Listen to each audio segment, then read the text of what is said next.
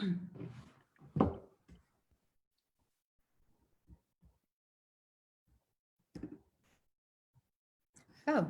I think we're live. I think we are. We are. I can't see us. Yes, we're live. Okay, do you want to make a watch party? Yeah. Oh, yes. Okay, done it. Great. Cool. Okay, hello everyone, and welcome to episode number 43 of Exploring Genuine Transformation.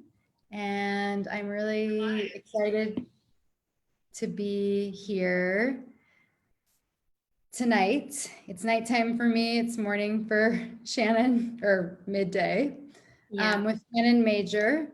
And this is the second time that she's come on the show. I actually am not remembering our first topic, but I know it was juicy.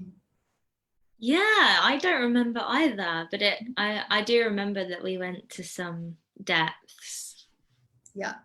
And actually that was when we first met, and then we were in Bali together and became way closer. And so now we're coming back and a lot has changed. So yeah, today we're going to be talking about the innocence and the wrath of the feminine. And just by way of introduction, and I'll also introduce Shannon for those of you who don't know her, the way that we have actually done this show all week has been that we are quite in a case of the feminine, we will say. We've both kind of had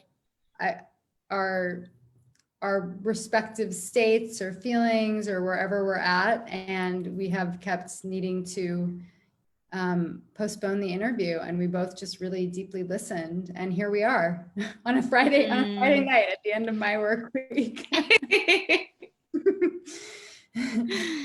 And that feels right for our topic. So yeah.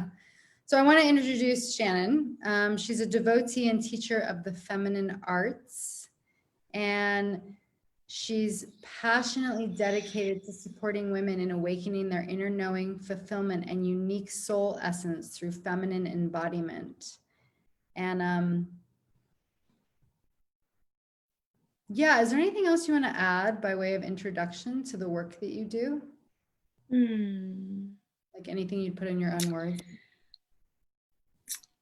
I mean, that sums it up quite well.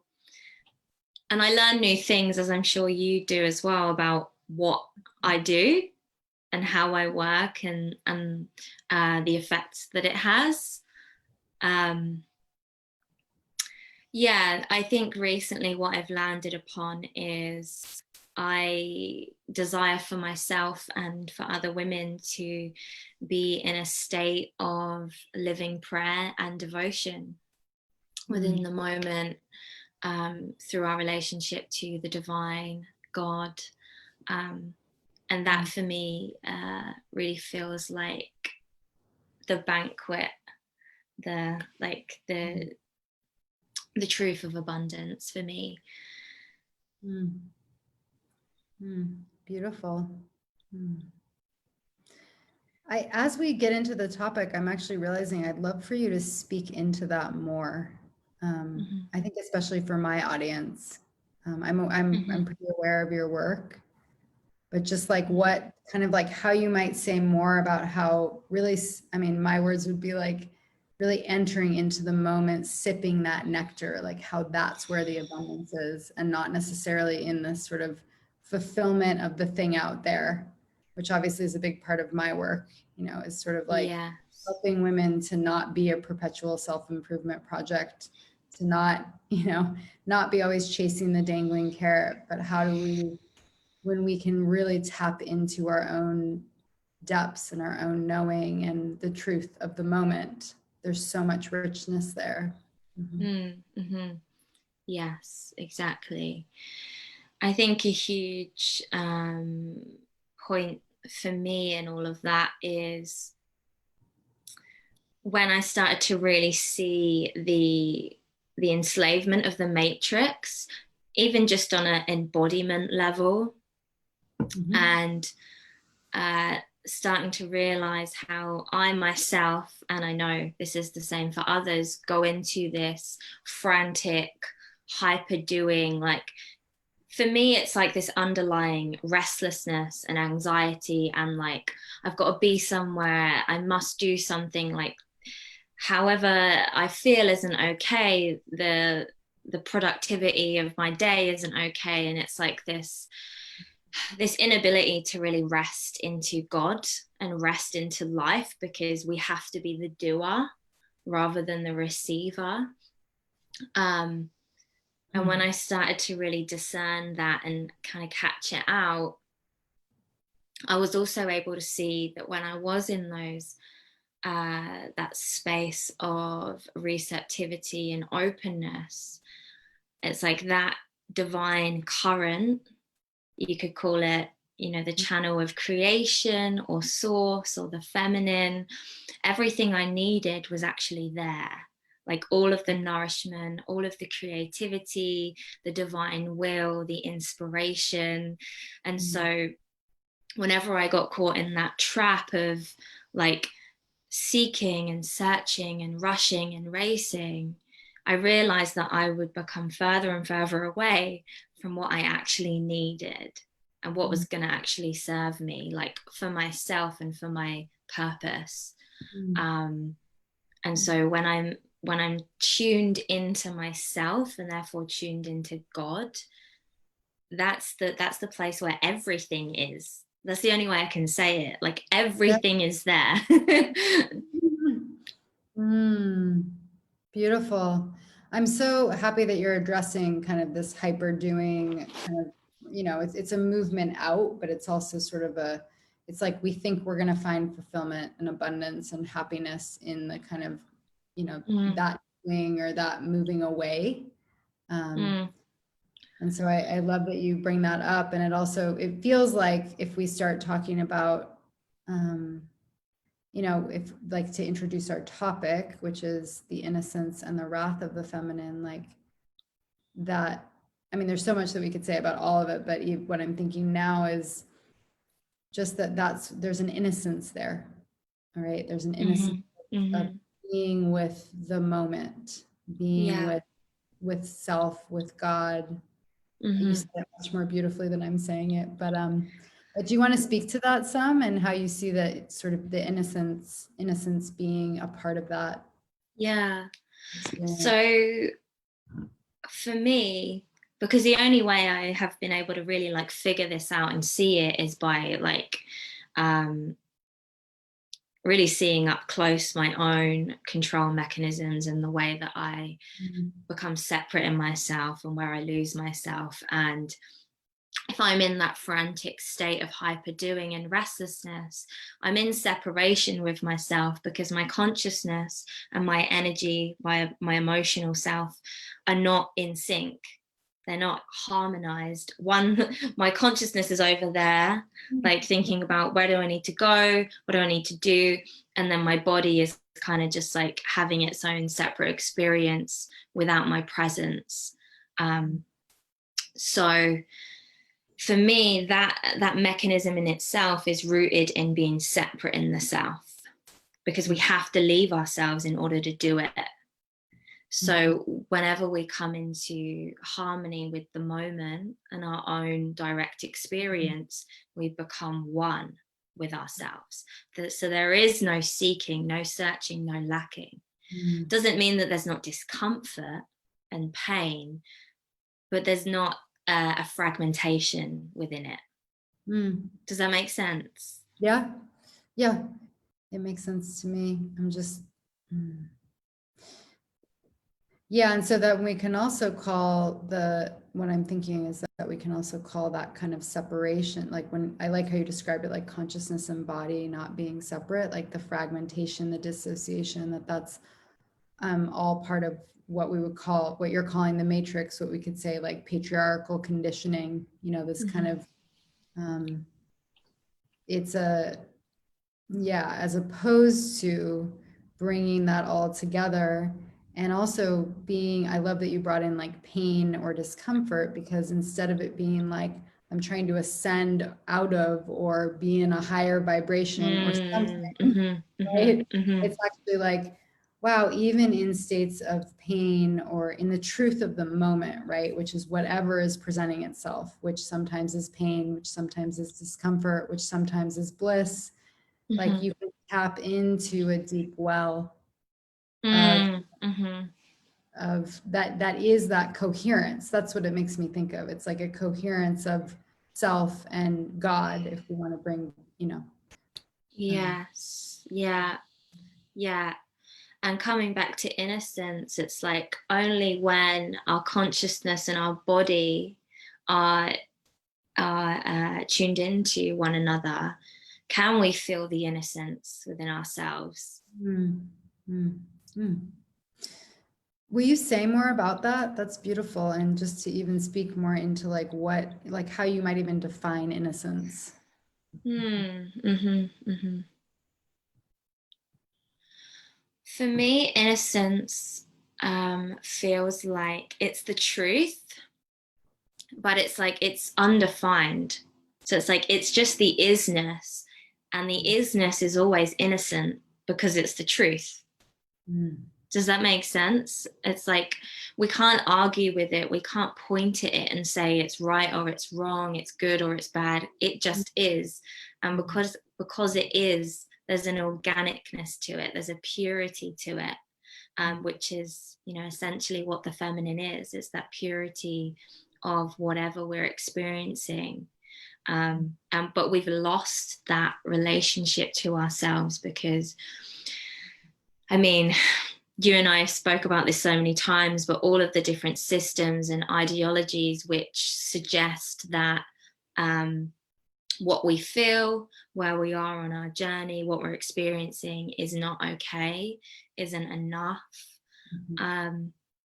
We don't collectively, we don't approach ourselves in that way. There's that distorted masculine like commentary and analysis on what's happening rather than an opening and a surrender to the movement. Beautiful. Yeah, I love that definition. That innocence is an isness. It actually what is, and it's really allowing that and sinking into that. I don't know if you would use that word, sinking in, but that's what just came. Yeah, totally. And it makes me, so the other, just to think of our topic, like, and we've spoken of this as well, but the, innocence and wrath of the feminine, right? And what I hear you actually saying in the innocence is that in touching into that innocence, which is the unfolding of each moment, if we can really allow that to be, then like how we need to move and how we need to act will organically arise if we can truly be in that innocence. And that's where I see, at least, this is one facet of this, but where like the wrath of the feminine comes in, because it's like, what's needed in this moment, right? Is it like the mother protecting her children and like being fierce and, directed? Or is it the mother who is, holding her child in like, loving, sort of nourishing embrace? Or so that's just one analogy of it, but I was just getting that from the innocence is that clear space that then allows for like, true knowing that's actually going to be in service of life, right? Yes. Which is wrath that's in service of life, to emerge. Yeah. Exactly. I feel that when we're receptive to the pulse of creation within our own bodies, which is always happening, and when we really trust that current and we allow it to come through us, for me, it like dissolves the I like the me and the identity of who I need to be or what I should be saying or how I should show up. So there's an innocence in that, like, this is just the way creation wants to move through me right now, and it's nothing to do with what I want, how I think I should be. This literally just feels like a truth that is beyond me. But also, like, I owe that truth, like, my compliance, because it is far more intelligent than me. Yeah, it's so beautiful because you talk about, following your work and everything and knowing your work well, you talk about this as kind of, this is like the feminine path, and it's the Christ, we could say the Christ Sophia, Sophia Christ, lineage. And what I'm loving, and I shared with Shannon before the call, is that what I'm studied and practiced, in Tibetan Buddhism, and this is actually the same exact.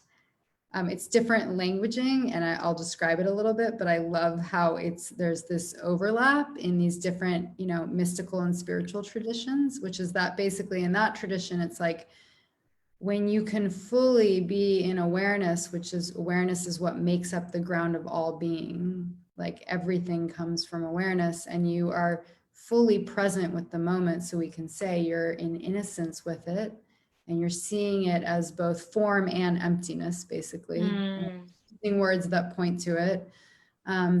That similarly, and you just described it so beautifully, that there's a knowing of what to do and how to act that's going to be in service of life. Again, it's not actually your own individual will. Now, obviously, these both take practice, right? They're not something like, and we have to also check our egos and check, wow, was I acting from, right? It takes discernment in both traditions, because I think you could, right, like with Tibetan Buddhism, if you're not, and I'm not nearly well enough practiced to have this down, but I think for those who've really been studied, been in it for a long time, they can trust more.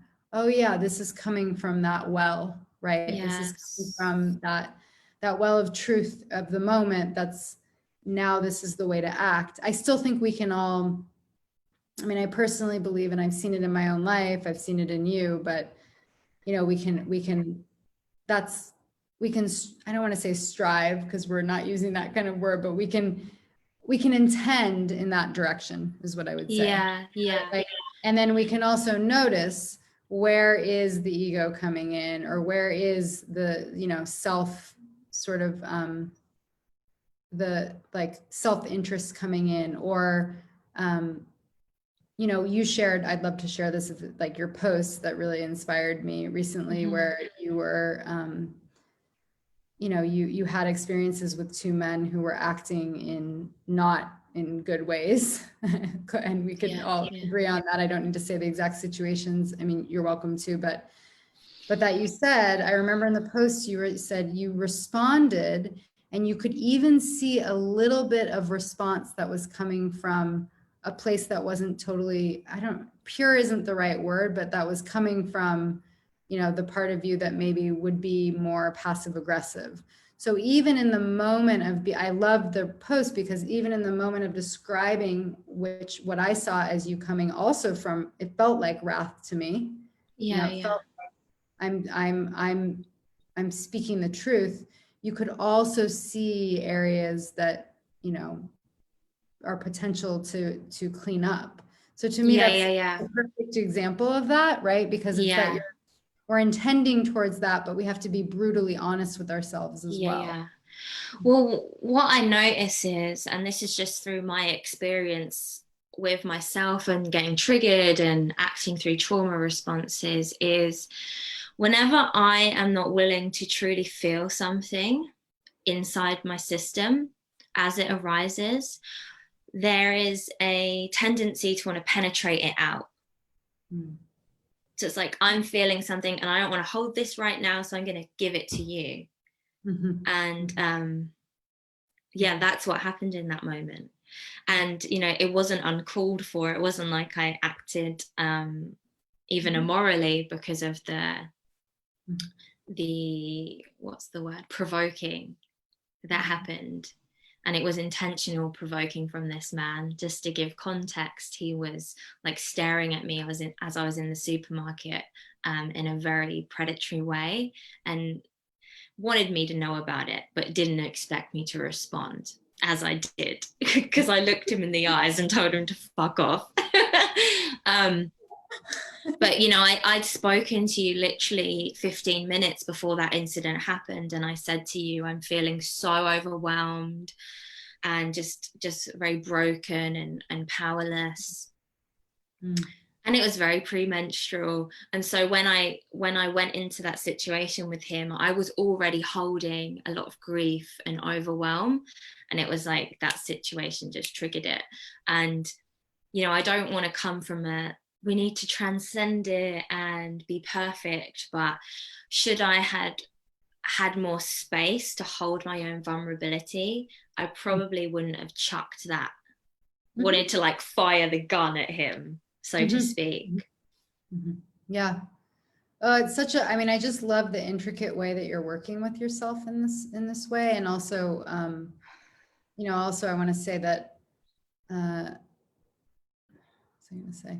Just that, yeah, that what you said, sorry, before, about being willing to feel it all, right? Like inside of your own being instead of penetrate it out. And I mean, that's so beautiful. And I think that's a goal. And then I also think about another piece that just came through for me, just in talking about trauma, is that for some people, they would just have completely frozen in that situation. So it's also, I think, really honoring the fact that for many women, they would have frozen.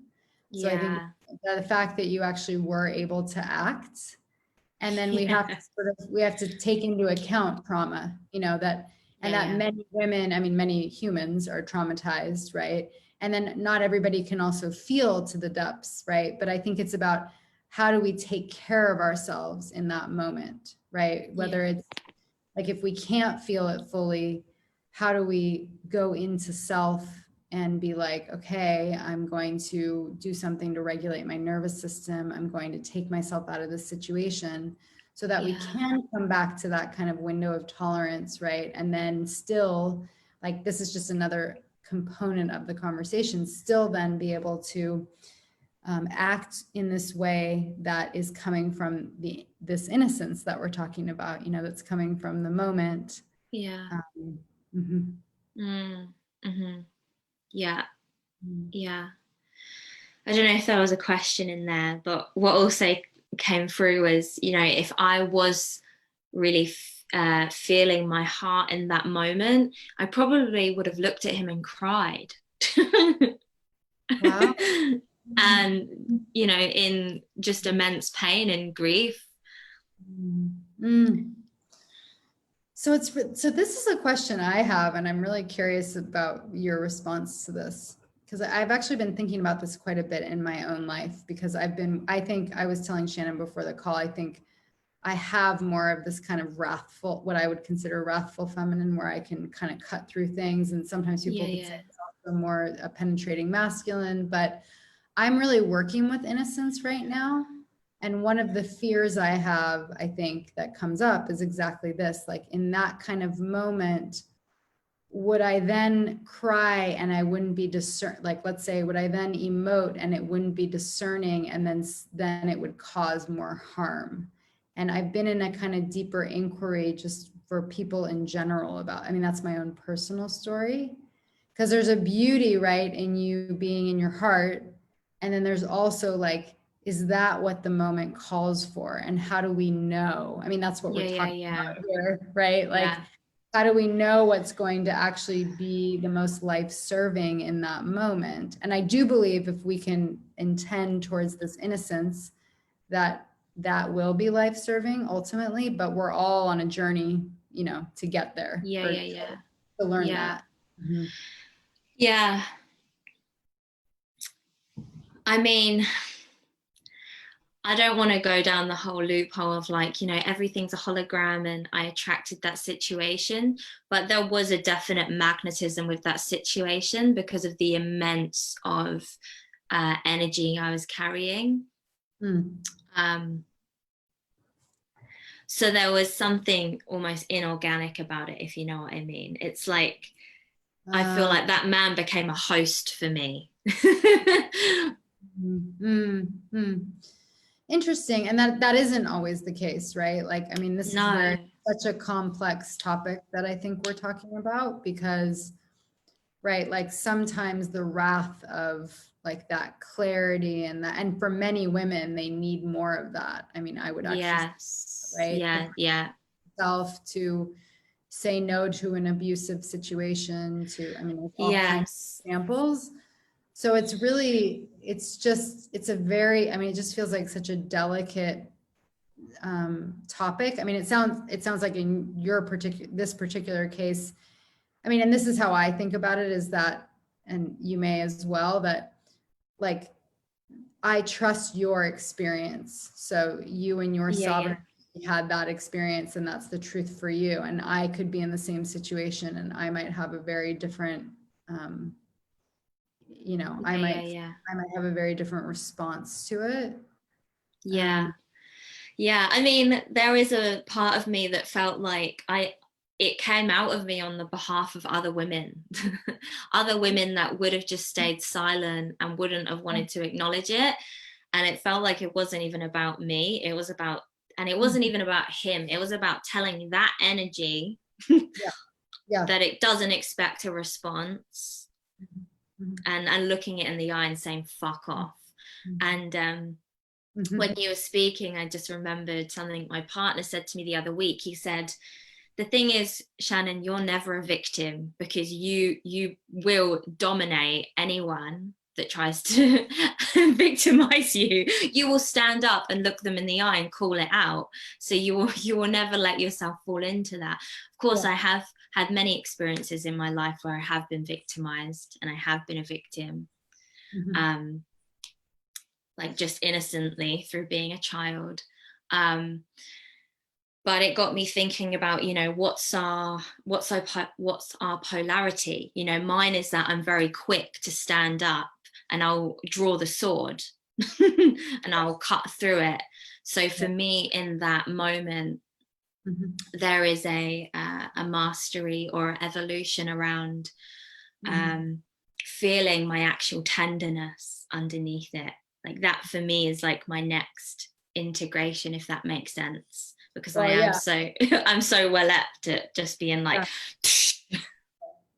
Yeah, I feel, um that speaks to my exact experience too, actually, and exactly how I think about it, which is that I don't think I need to keep protecting. Like, I think yeah, the softness, and so maybe for you, if you had cried in that moment, or if you had felt your heart, maybe that would have impacted the space in that way, that would have yeah, made an impact.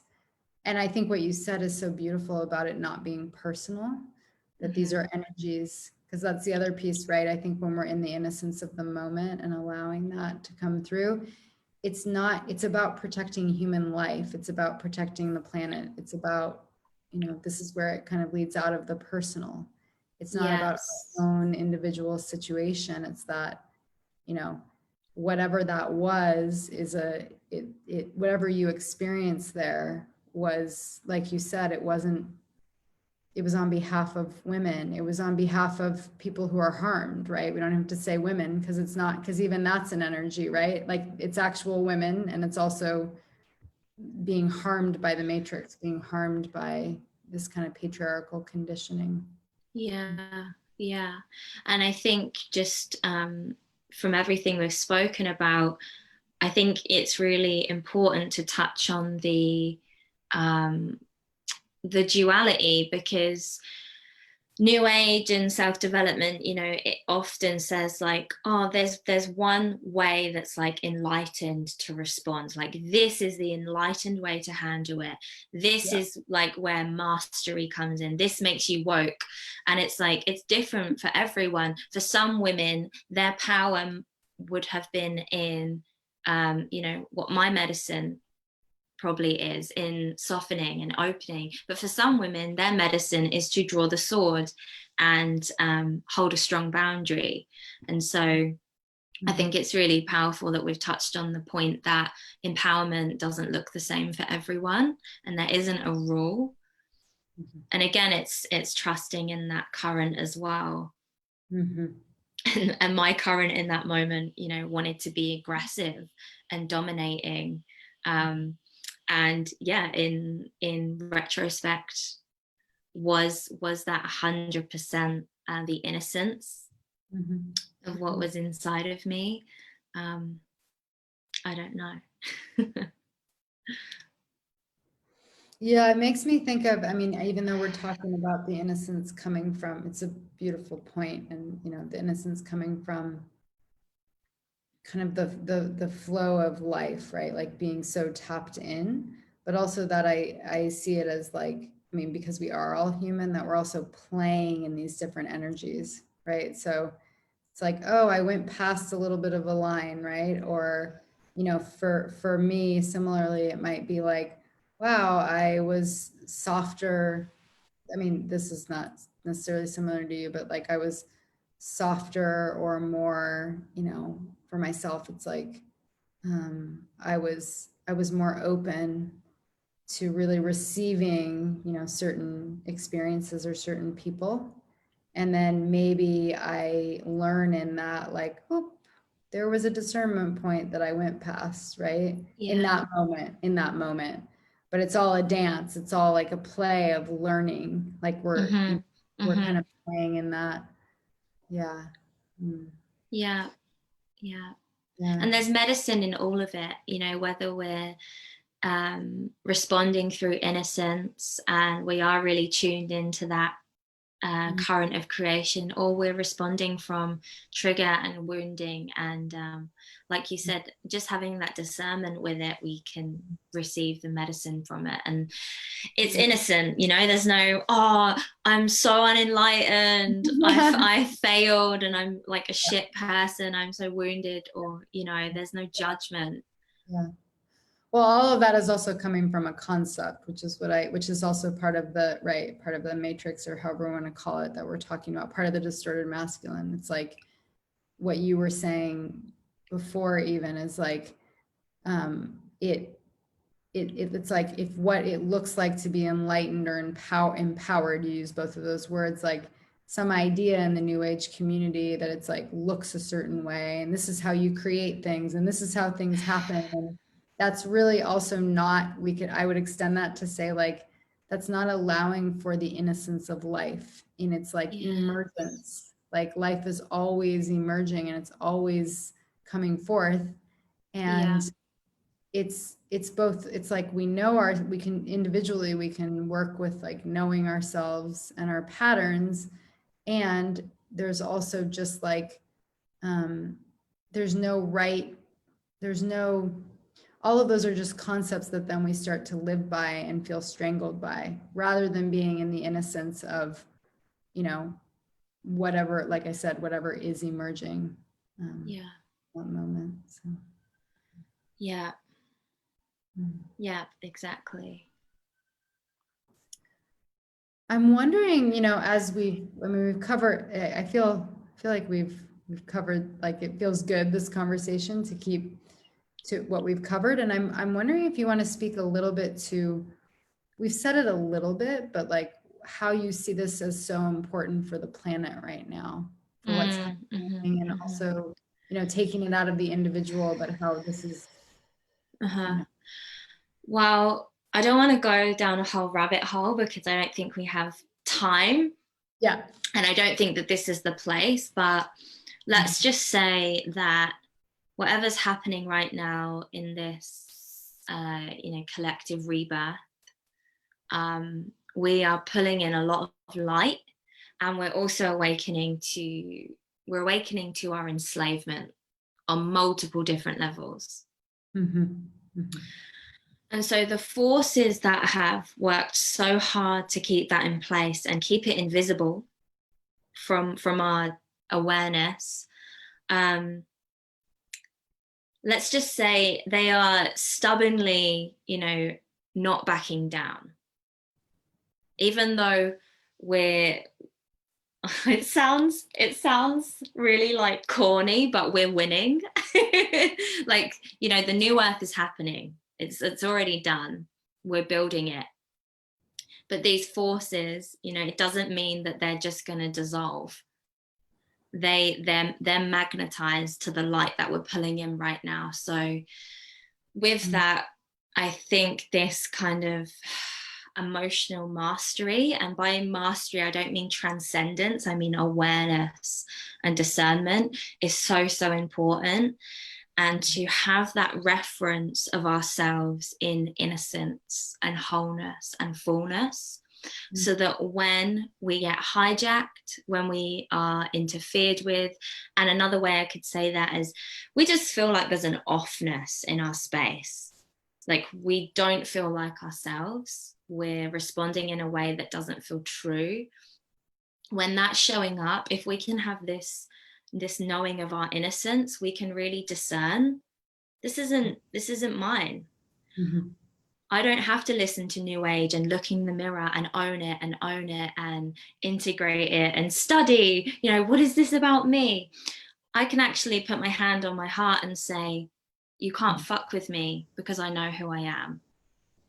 And just reclaim the innocence just by having that discernment of like, I don't need to hold this right now. I don't need to own it. I don't like, and it's not about not being with it, because we have to be with whatever energy is here. But the moment we start to identify with it, and like run a story about what it means about us and where it's come from, I believe that we then lose our innocence. And this was a tricky one for me to open to, because we always want to be accountable and responsible and like own ourselves.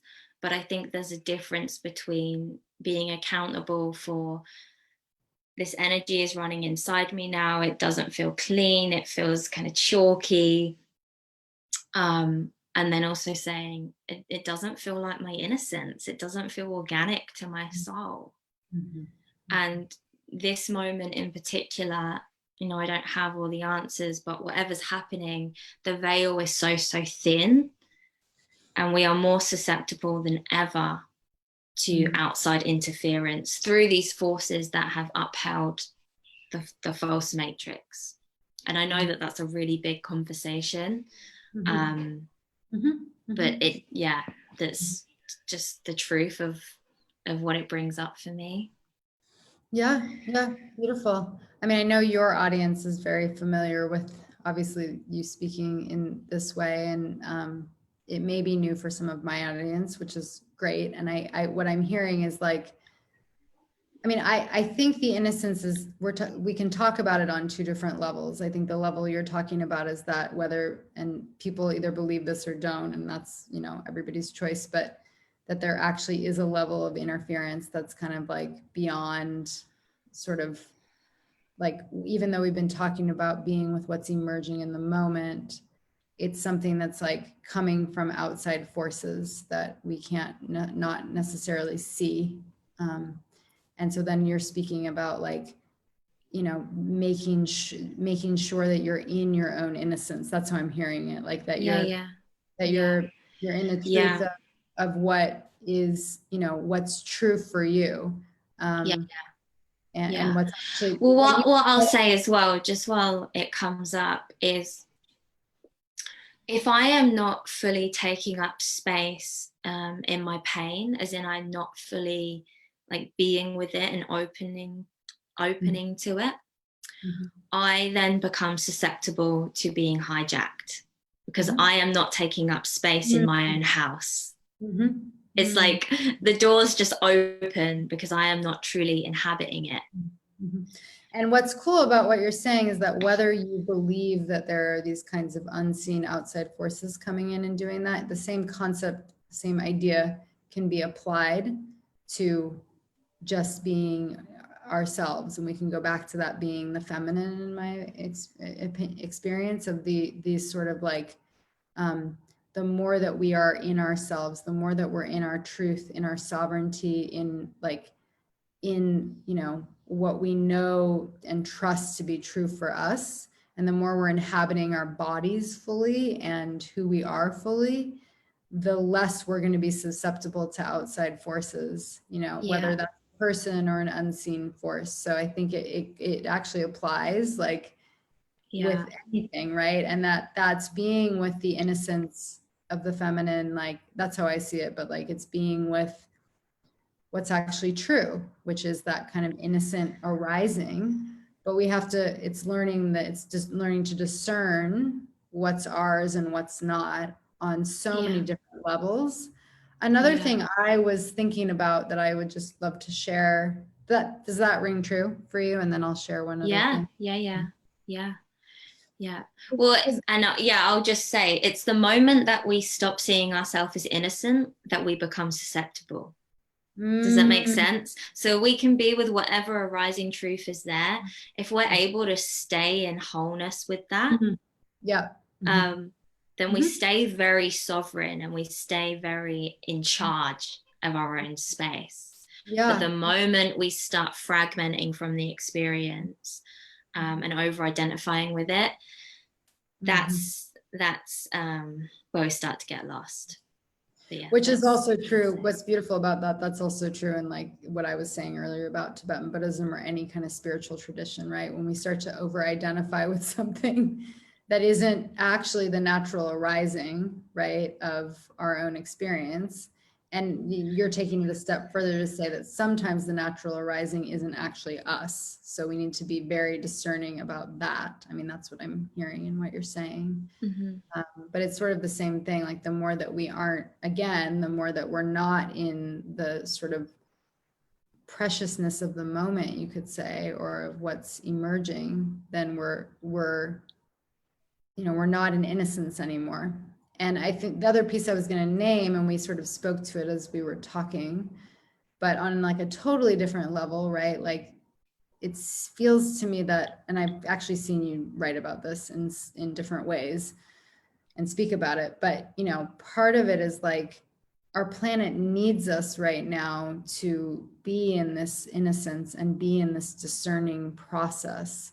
So like the fact that even the example you gave earlier with this man, the fact that you're in such intricate contact with yourself and that you are both willing to be that sort of truth, and you're also willing to, which I think does speak something to him, and it speaks something to the violence and the perpetuation of abuse and violence and all the things that are happening on our planet on all the levels.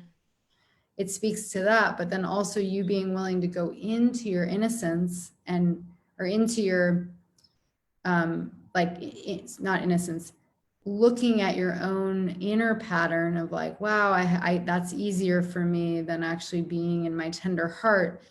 It also relates to like what's happening on the planet, like when we can be in that much truth with ourselves, and when we can actually be in that tender space when it's needed, then we're with the innocence of all life, then we're not causing harm, right? You didn't cause harm in the first example either, because that's like protecting your fellow human in a way that, but you're trying to clean that up. So, you're trying to work with it so beautifully that you are actually in that balanced state, which I think we can extend out that is how the violence happens. That is why there's so many factions. I mean, I just being on Facebook right now is like so many different, conflict factions. And it's like, it's like, that's where it starts. Like we can't even disagree and have, be in conversation.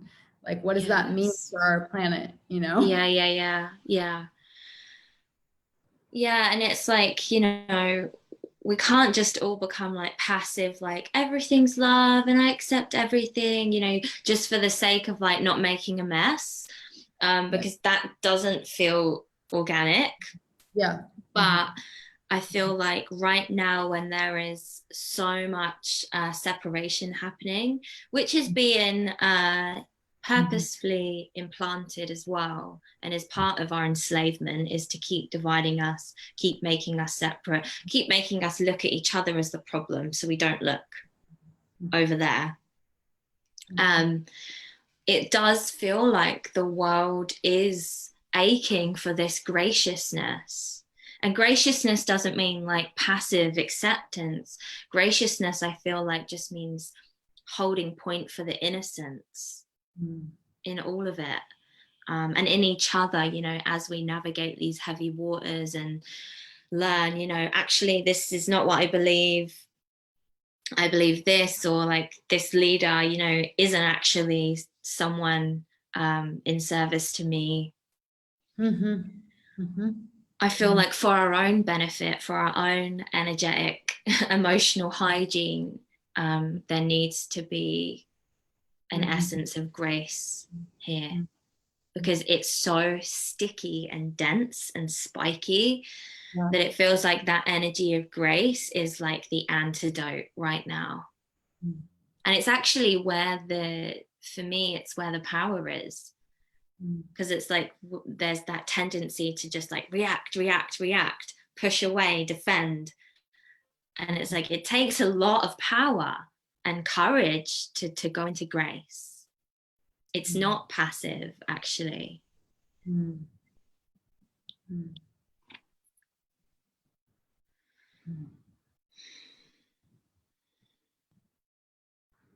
Yeah, it feels like a beautiful place to end. I'm just feeling the completeness of our conversation, and appreciating what you said in the end, especially with, you know, acknowledging that it's like, it's such a, I just am getting like just what a I mean, obviously what a delicate balance it is, and what a nuanced, like what we're speaking to has so much nuance to it.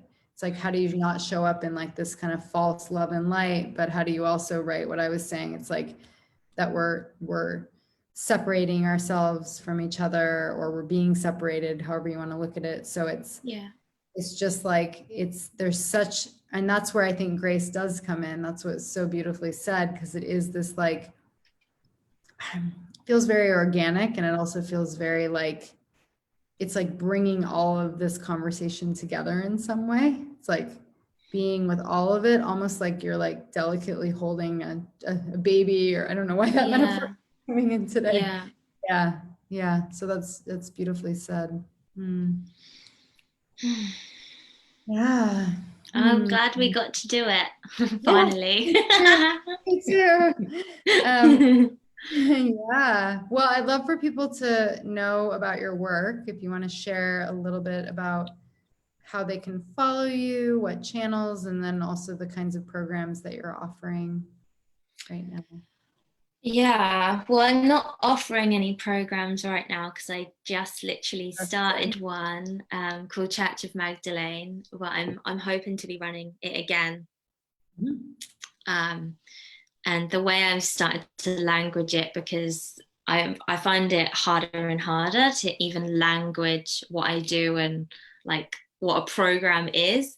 But the languaging that did come through was it's a multi-dimensional portal to clear your personal field of what is false and inorganic, as a way to fall back into innocent wholeness. And so that's kind of the summary of what I do with everyone, whether we're doing a one-to-one session, just looking into your field, disrupting you, or taking you off your highest timeline. I do a lot of divine union. Oh, it says my internet's unstable, so I'm just going to pause for a moment. Am I with you? You are. I mean, you've been going, it's been a little, but I heard everything that you've said. Yeah. Okay.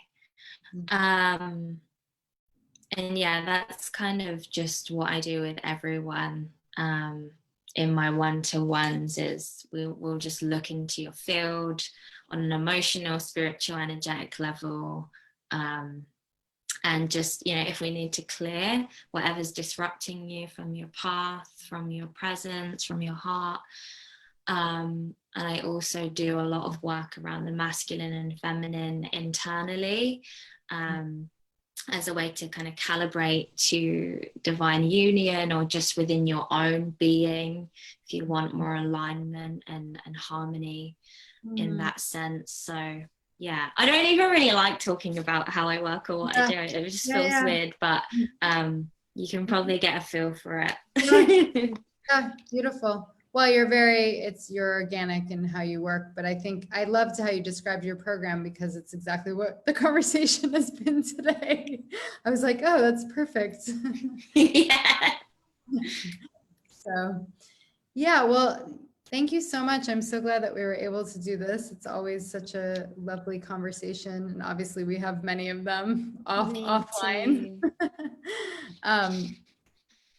Yeah, and so for those of you who maybe don't know me, my name is Lori Beth, and this show happens every week, and I interview different people on all kinds of subjects, and really we're looking at transformation from really like the more of an inner transformation, not for the sake of getting what you want, but for the sake of having more of yourself, and different avenues in.